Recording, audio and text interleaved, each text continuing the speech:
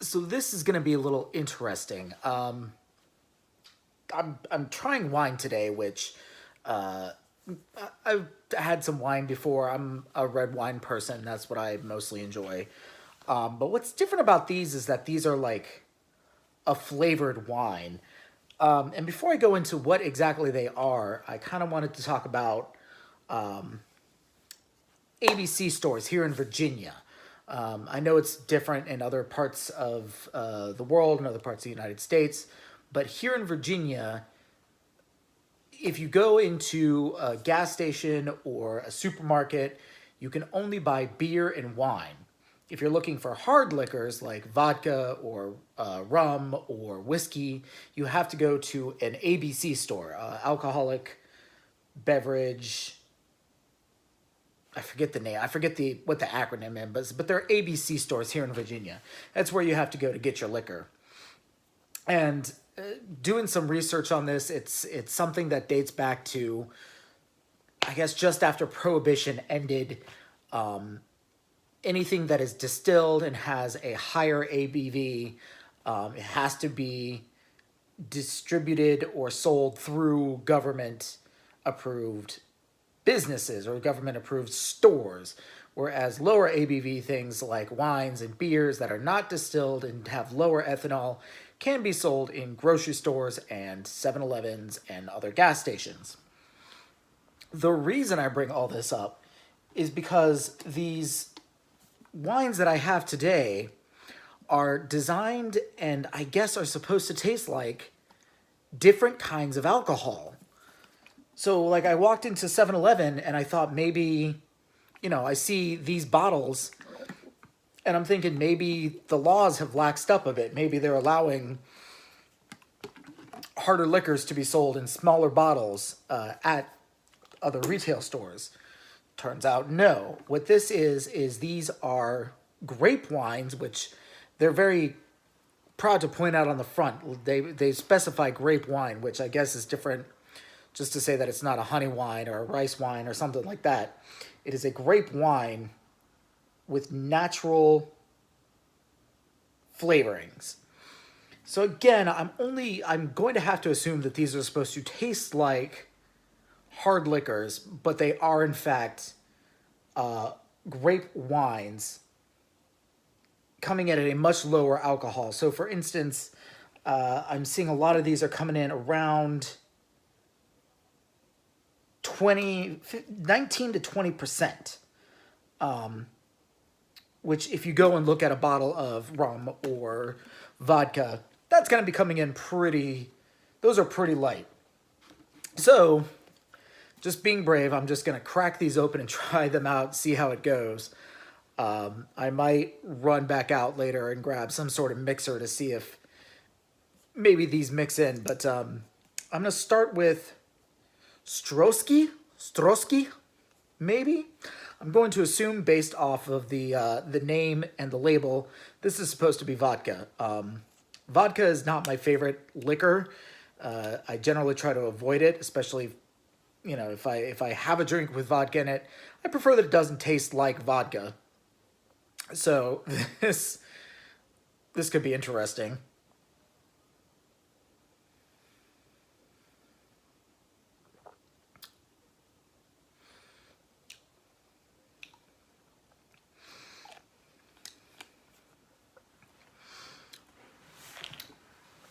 Ooh, so it does. Yeah, it does kind of have a vodka flavor, but it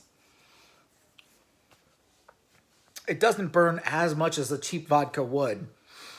And that's probably because there's no ethanol, there's a lower alcohol in that. And it does also, I guess because of the grape tannins, there's a little bit more of a mouth drawing effect. No, Domino, you can't have flavored grape wine. You also can't knock over the camera. Say hi. Oh, she does not care. Okay. All right. Let's move on to something else. Something I'll like a little better. I think next I'm gonna go with Caribe, which again, going off of what the label and the name is, I'm going to guess, it's some sort of a silver rum. Normally, if I'm going for a rum, I prefer the darker or the spiced rums. But this is all they had. Oh, Domino, you're just right up there. I'm gonna. What if I? Oh, I'm dropping everything. Everything's falling. There we go. Hey, it gets a little more light in here too, till the cat climbs up in the window and blocks everything. The hell was I talking about? Fake rum. So, yeah, this is supposed to be a like a clear or light rum.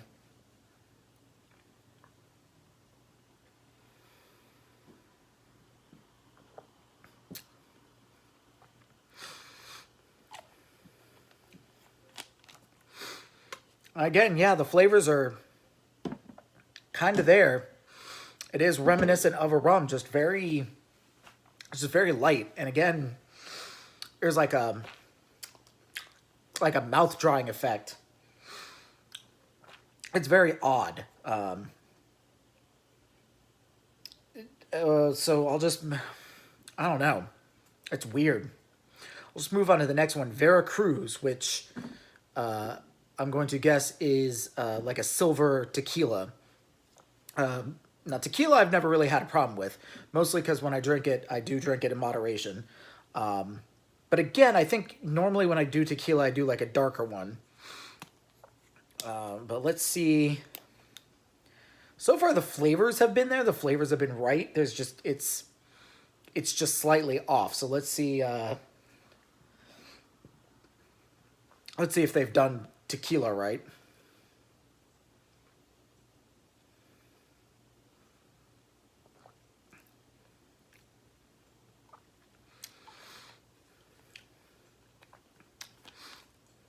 It's kind of there. It's kind of there. Again, I'm not super familiar with silver tequila, or like clear tequila, so I'm not as familiar with that.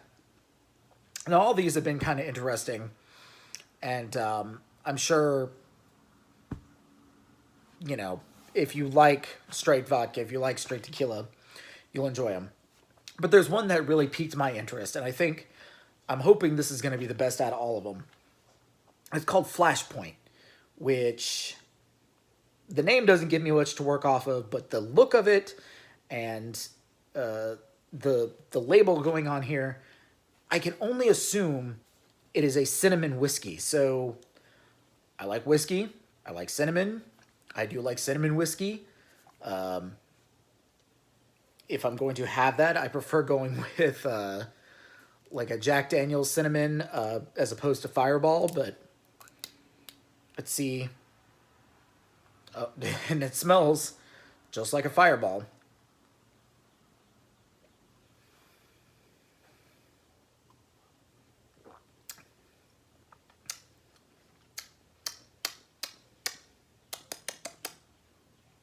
Hot damn. That is that's actually pretty good. It's the first one that has like a flavor to it. It's cinnamon flavored. And like as soon as it hit my tongue, I could feel that it was a little sweeter. These other ones weren't as sweet, or they weren't sweet at all.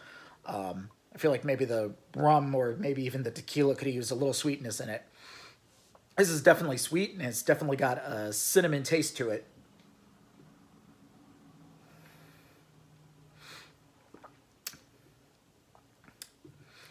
That is actually not bad. It's actually damn enjoyable. So if you see these guys out, I definitely recommend the cinnamon. If you're a fan of fireballs or just cinnamon flavor in general, it's actually not bad at all. So yeah, I still have a fair amount in these bottles, and I do not see me sitting and sipping on these. So I might go out and pick up some mixers of some kind, like some Coke or orange juice, and maybe some, if I can find like a small thing of tequila mix or something to mix these together with. I'll give that a try, and we'll see. Maybe maybe these will make for good mixers. I want to say these are like $2 a piece for the small bottles. There's larger bottles. I don't know how much those are. So if you're getting them by himself, definitely get the cinnamon. Very good. I mean, very good for what you're paying for. If you're looking for like a cheap booze or something to really just kind of get you where you need to go, I guess it's not bad. Like I said, these are coming in around 20, 21%.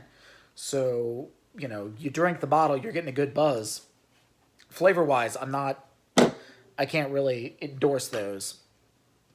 But again, maybe they'll be good mixers.